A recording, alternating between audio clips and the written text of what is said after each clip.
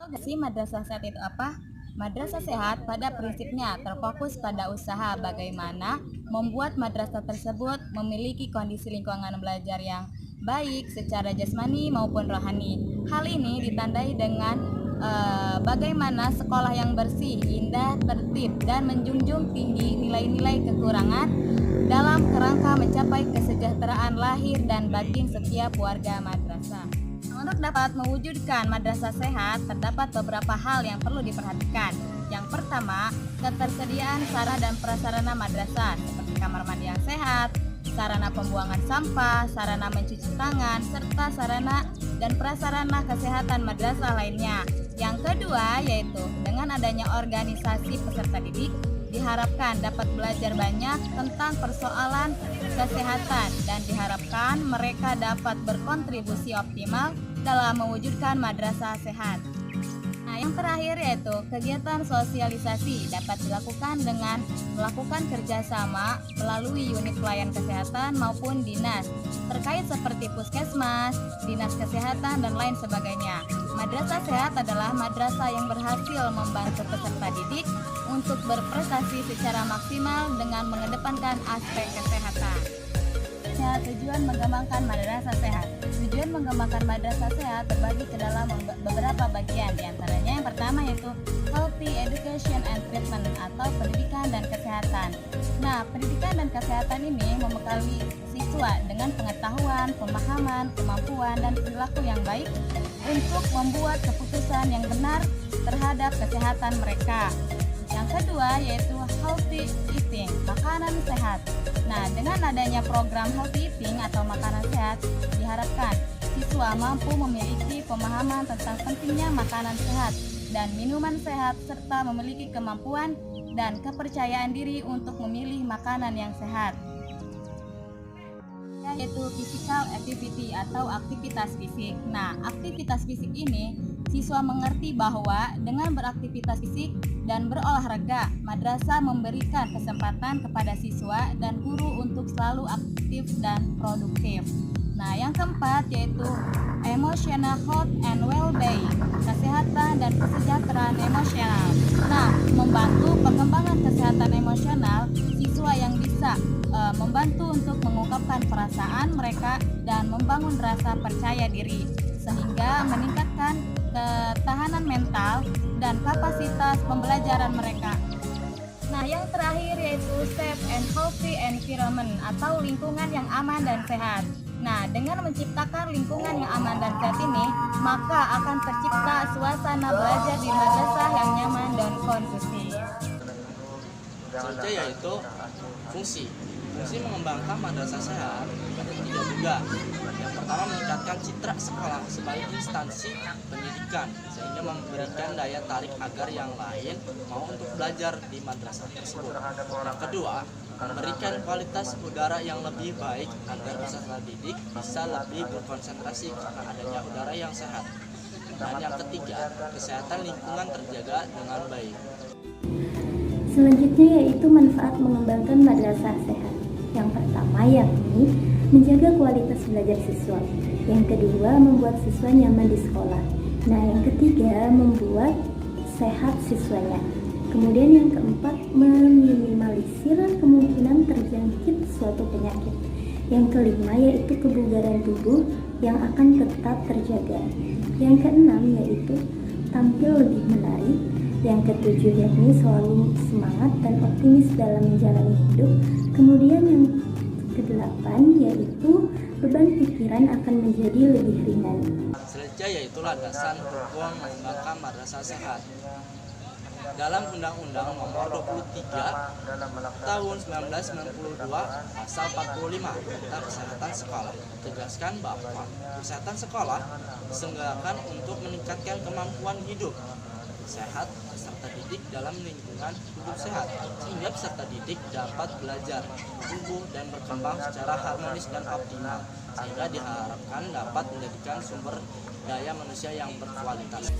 Yaitu monitoring dan evaluasi mengembangkan madrasah sehat. Monitoring yang terdapat dalam mengembangkan madrasah sehat ini meliputi tim pembina gerakan madrasah sehat tingkat provinsi, kabupaten dan tingkat RA atau TK sampai dengan tingkat FA. Selanjutnya yaitu evaluasi mengembangkan madrasah sehat, meliputi tim pembina gerakan madrasah sehat tingkat provinsi, kabupaten dan tingkat RA atau TK sampai dengan tingkat MA.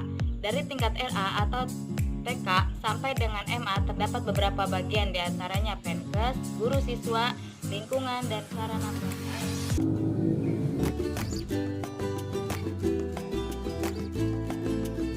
Nah, yang selanjutnya yaitu kriteria dan ciri-ciri madrasah sehat.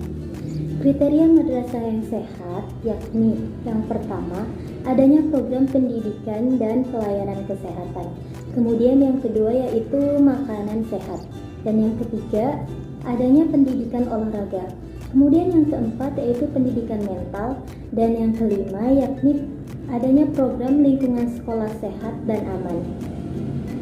Nah, ciri dari madrasah yang sehat yaitu yang pertama, lingkungan madrasahnya terbebas dari zat kimia yang berbahaya. Kemudian yang kedua, lingkungan madrasah terbebas dari material bangunan yang berbahaya. Kemudian yang ketiga yaitu lingkungan di dalam kelasnya baik.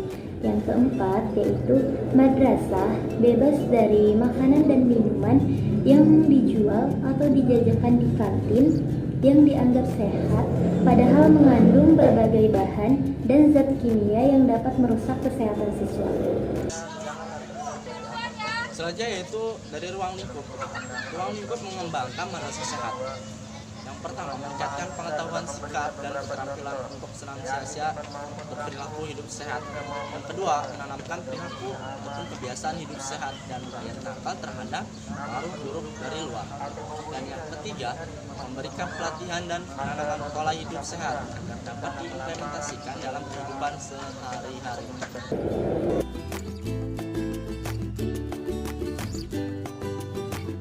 Nah, Trias UKS sendiri merupakan 3 program dalam pembinaan dan pengembangan UKS yang meliputi yang pertama yaitu pendidikan kesehatan. Nah, secara konsep, pendidikan kesehatan ini merupakan upaya mempengaruhi atau mengajak orang lain, baik individu, kelompok, ataupun masyarakat agar berperilaku hidup sehat. Kemudian, secara operasional, pendidikan kesehatan merupakan semua kegiatan untuk memberikan atau meningkatkan pengetahuan, sikap, dan praktek masyarakat dalam memelihara dan meningkatkan kesehatannya. Kemudian yang kedua yaitu adanya pelayanan kesehatan. Dan yang ketiga yaitu adanya pembinaan lingkungan kehidupan sekolah sehat. Selanjutnya itu faktor-faktor yang mempengaruhi mengembangkan madrasah sehat. Dalam mengembangkan madrasah yang sehat tidak terlepas dari beberapa faktor yang mempengaruhinya. Adapun faktor yang mempengaruhi dalam mengembangkan madrasah sehat diantaranya yang pertama, peserta didik masih belum mempunyai rasa bertanggung jawab dalam mengembangkan madrasah yang sehat, dalam menjaga lingkungan madrasah yang terbebas dari sampah.